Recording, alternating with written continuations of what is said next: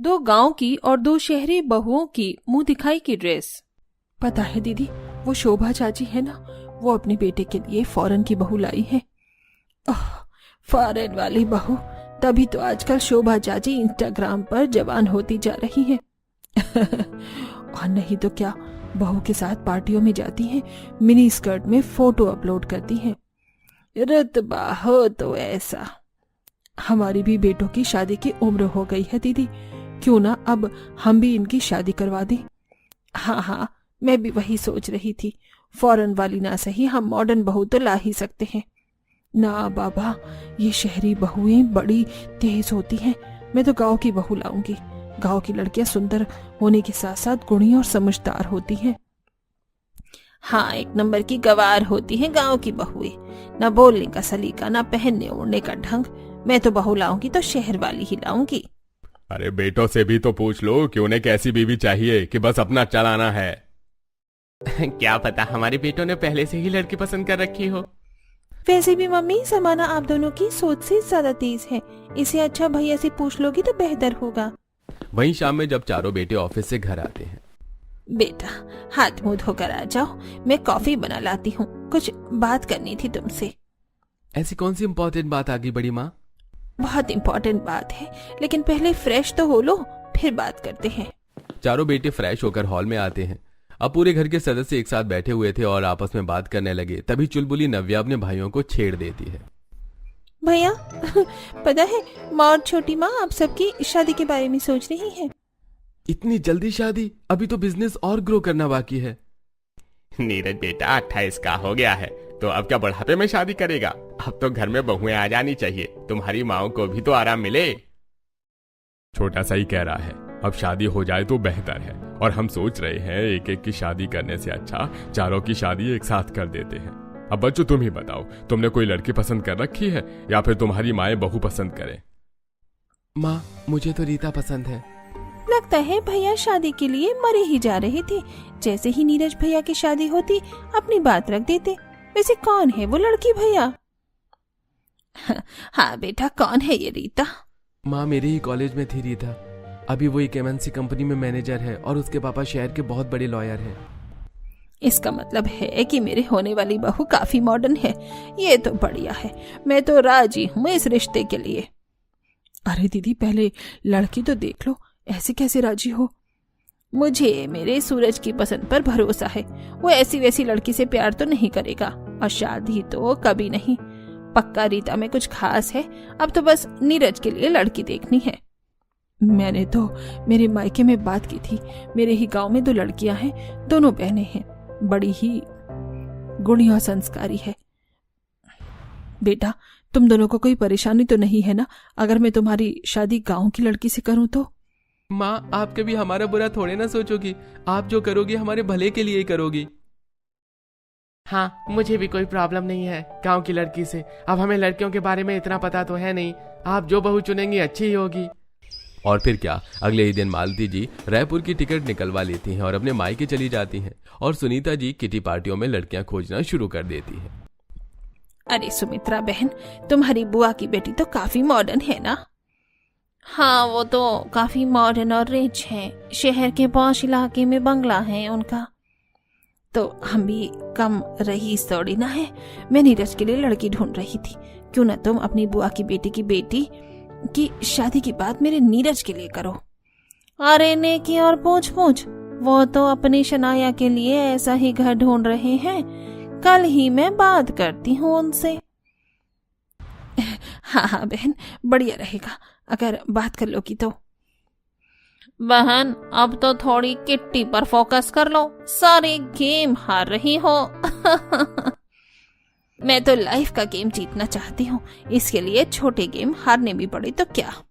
जिसके बाद सुनीता जी अपनी सहेलियों के साथ किटी पार्टी में बिजी हो जाती हैं और मालती गांव में अपने बेटों के लिए लड़की ढूंढना शुरू कर देती हैं। अजी, मैंने जो 2 लड़कियों के बारे में बात की थी ना, बड़ी ही सुंदर और सुशील हैं। दोनों गरीब घर की हैं, लेकिन संस्कारों में अमीर हैं। कल ही आप पूरी फैमिली लेकर आ जाओ, हम रिश्ता पक्का कर देते हैं, अगर प्रणीत और रोहन को लड़की पसंद आए तो। ठीक है, मैं आज ही सबको कह देता हूँ। वहीं अगली सुबह सभी जल्दी तैयार होकर कार से गांव के लिए निकल जाते हैं और मालती जी परिवार लेकर पुष्पा और मानवी के घर पहुंचती हैं। दोनों ही लड़कियां चचेरी बहनें थीं। पूरा परिवार लड़की देखता है और सुनीता जी को छोड़कर बाकी सभी को लड़कियां बहुत पसंद आती हैं। माँ, मुझे पुष्पा पसंद है। और मुझे मानवी। ये तो बढ़िया है। रमा जी और शालू जी, हमें रिश्ता मंजूर है। एक बार हम सूरज बेटी के लिए भी लड़की देख लें, फिर शादी का मुहूर्त तय करेंगे। हमें कोई परेशानी नहीं है बहन।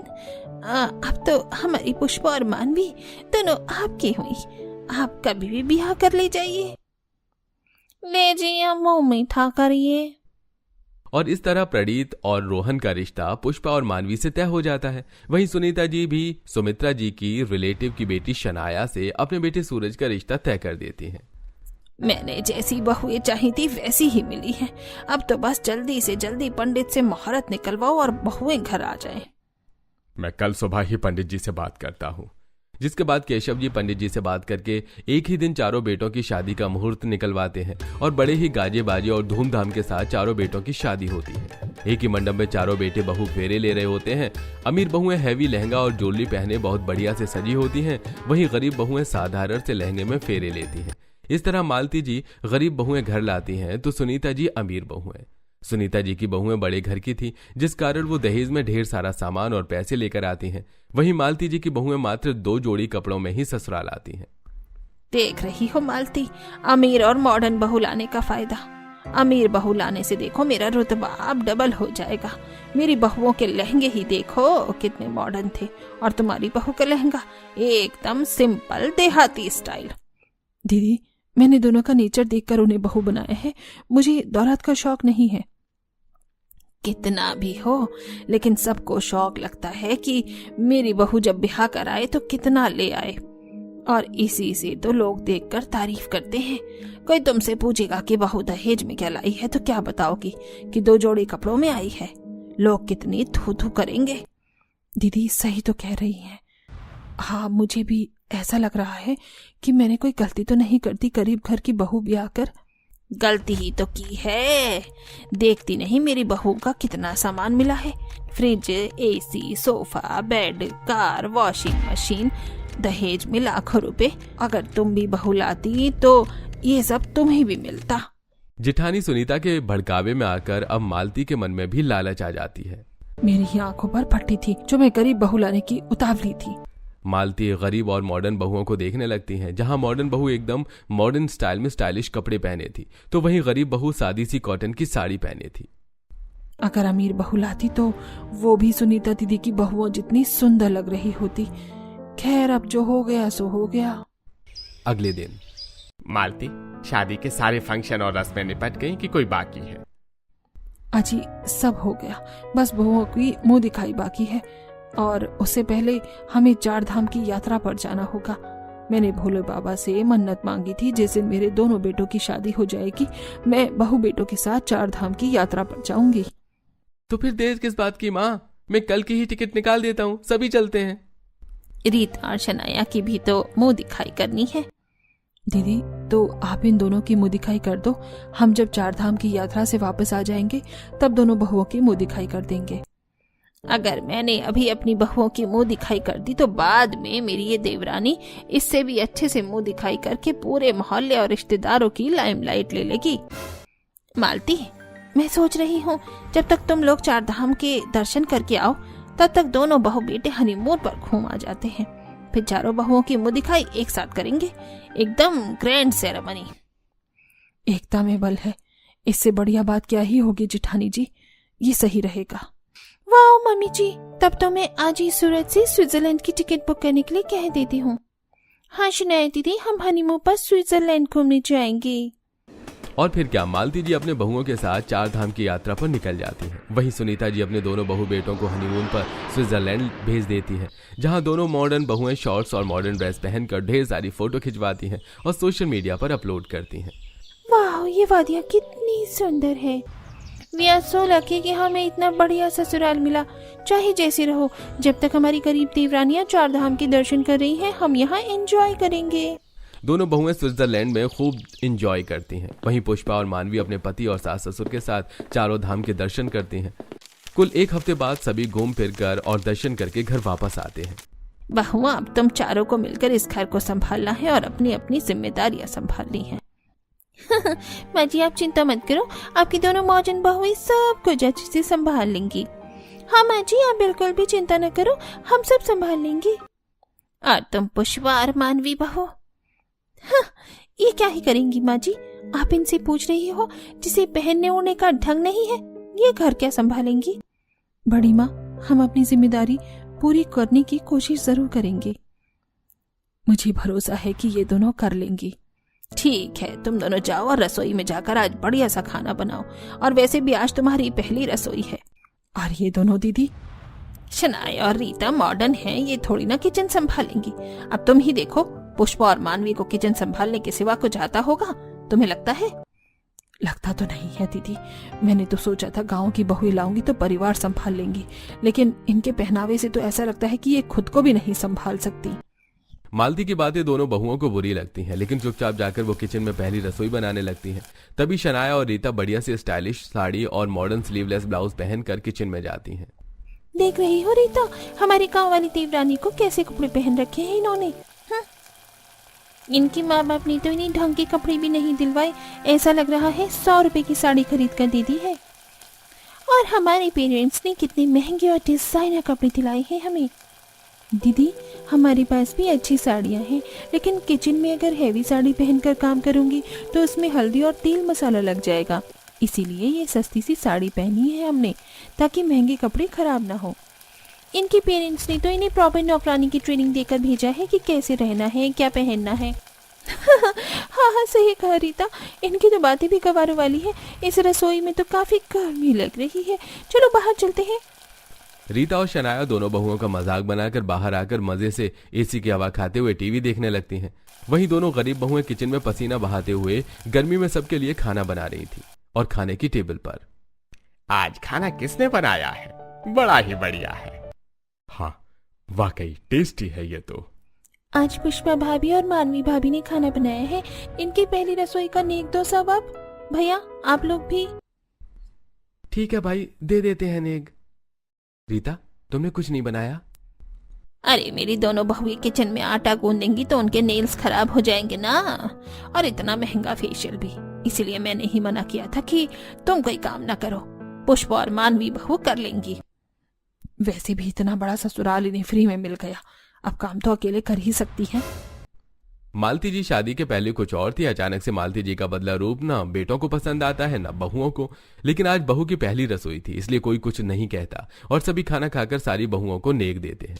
ऐसे ही दिन बीतते हैं। ससुराल में रीता और शनाया कोई काम नहीं करती, सारा दिन शॉपिंग, पार्टियां और दोस्तों में बिजी रहती हैं। वहीं एक गिलास पानी के लिए भी अपनी देवरानी पुष्पा और मानवी को कहती हैं। वहीं मालती जी के मन में भी अब अपनी गरीब बहुओं के लिए चिढ़ पैदा हो गई थी, क्योंकि वो मॉडर्न बहुओं जितना सच संवरकर और मॉडर्न कपड़े पहनकर नहीं रहती थी, जिसके कारण मालती जी अपनी बहुओं से ढंग से बात नहीं करती थी। एक दिन, माँ जी, ये लीजिए आपकी दवा और पानी। जहर दे दे बहू थोड़ा सा, मेरी आत्मा ठंडी हो जाएगी। माँ जी, ऐसा न कहिए, मुझे बड़ी शर्म आती है तुम दोनों को अपनी बहू कहने में। कितनी गवारों की तरह तुम रहती हो। अब तो मुझे लगता है कि मैंने क्या सोचकर तुम्हारी शादी अपने बेटों से करवा दी थी। बड़ी जेठानी जी सही कहती थी कि मॉडर्न बहुएं बेस्ट होती हैं।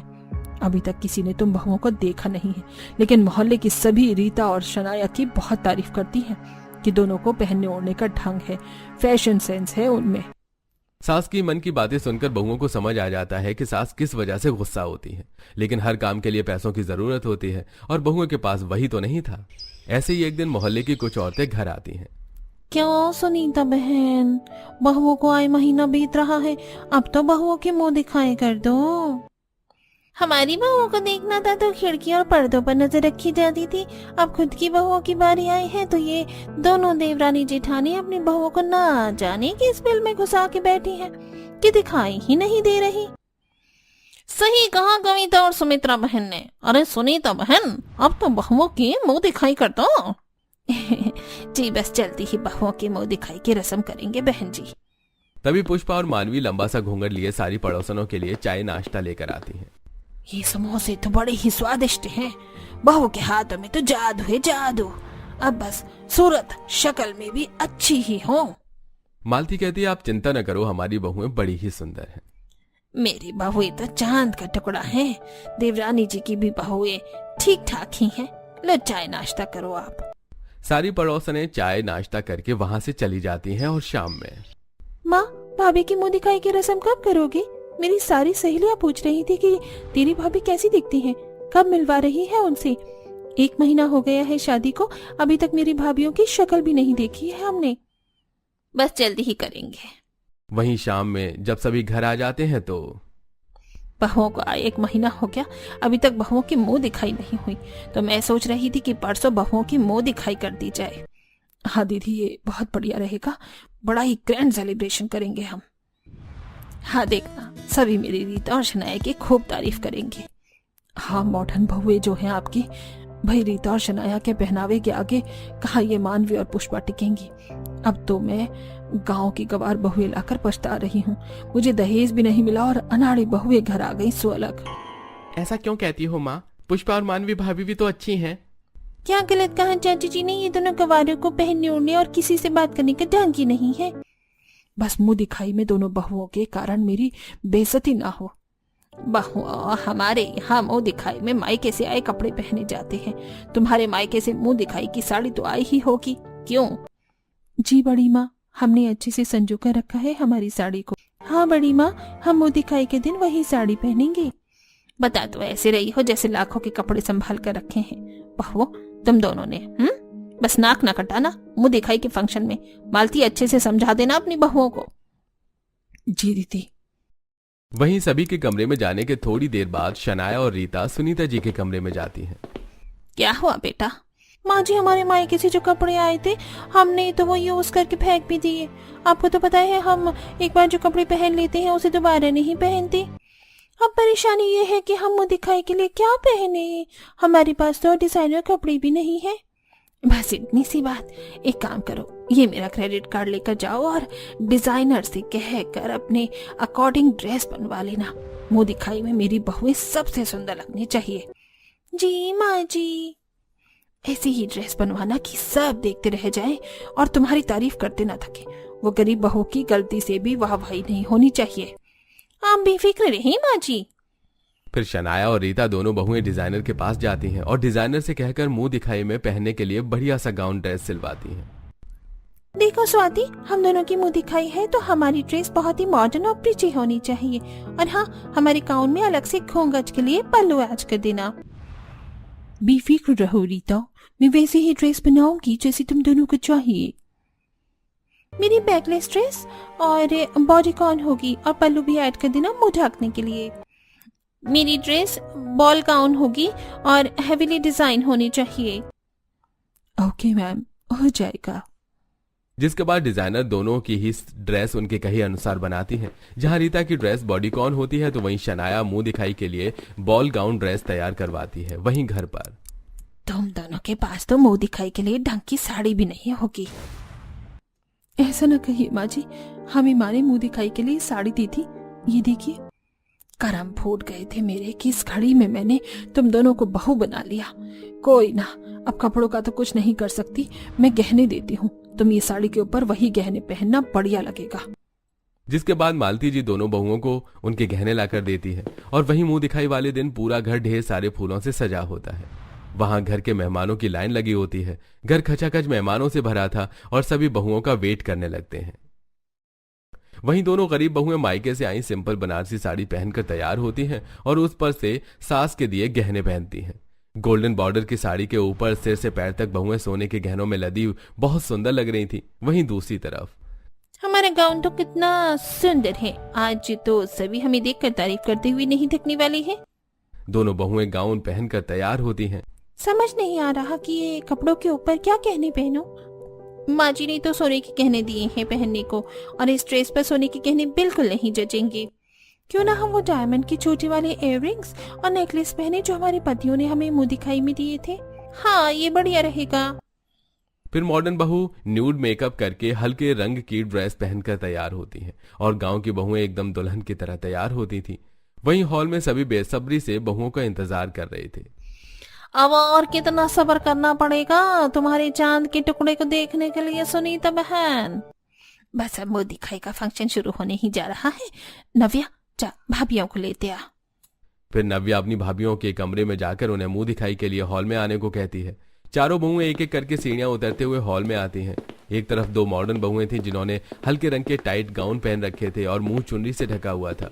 वहीं दूसरी तरफ गांव की बहुएं थीं सिंपल सादे कपड़े में, ऊपर से नीचे तक गहनों से सजी और लंबा सा घूंघट लिए। अरे वाह, ये तो ऐसा लग रहा है जैसे मॉडर्न गांव की बहुओं के मुंह दिखाई कंपटीशन है। नहीं, ऐसा नहीं है, हमारी सारी बहुएं बहुत सुंदर हैं। एक तरफ सभी गांव की बहुओं की ड्रेस देखकर उनकी खूब तारीफ कर रहे थे, तो वहीं दूसरी तरफ मॉडर्न बहुओं के पहनावे को देखकर सभी ने क्रिटिसाइज कर रहे थे। सुनीता बहन, या आपकी मॉडर्न बहुओं ने कैसे कपड़े पहन रखे हैं? आपने बताया नहीं था क्या इन्हें कि मुंह दिखाई का फंक्शन है? ऐसा लग रहा है किसी किट्टी पार्टी के लिए तैयार होकर आई है। कितने सारे लोगों के सामने ऐसे बैकलेस कपड़े शोभा देते हैं क्या? गांव वाली बहुओं को देखो कितनी सुंदर लग रही हैं। 1000 रुपए की साड़ी पहनकर इनका पहनावा अच्छा होगा क्या? अरे मेरी बहुओं की सूरत देखोगे तब पता चलेगा। और मुंह दिखाई कपड़ों की नहीं, सूरत की है। देख लो, बहुत सुंदर है मेरी बहुएं। सुनीता जी अपनी बहुओं का ही पक्ष लेती है। वहीं सारे रिश्तेदार जब गरीब और मॉडर्न बहुओं की मुंह दिखाई करते हैं तो उन्हें गरीब गांव वाली बहुएं काफी अच्छी लगती हैं, तो बड़े ही अदब से उसके पैर छूती हैं और आशीर्वाद लेती हैं। और मॉडर्न बहुएं अपने घमंड पहनावे और मेकअप में ही चूर रहती हैं। अरे भाई, सुनीता की बहुएं तो सुनीता की तरह ही घमंडी हैं। मालती, तुमने बहुत ही सुंदर बहू लाई है अपने बेटों के लिए। अपनी बहुओं की तारीफ सुनकर मालती को एहसास होता है कि वो फालतू ही अपनी बहुओं से गुस्सा थी और उन पर भड़कती थी। मेरी बहुएं तो बहुत ही ज्यादा समझदार हैं। आज इन्होंने मेरी इज्जत बचा ली, वरना सुनीता दीदी की बहुओं की तरह थू थू हो जाती। वहीं सुनीता को अभी भी अपनी बहुओं के पक्ष में ही थी। सभी चारों बहुओं की मुंह दिखाई करके उन्हें आशीर्वाद देते हैं और मालती की संस्कारी बहुओं की तारीफ करके वहां से चले जाते हैं।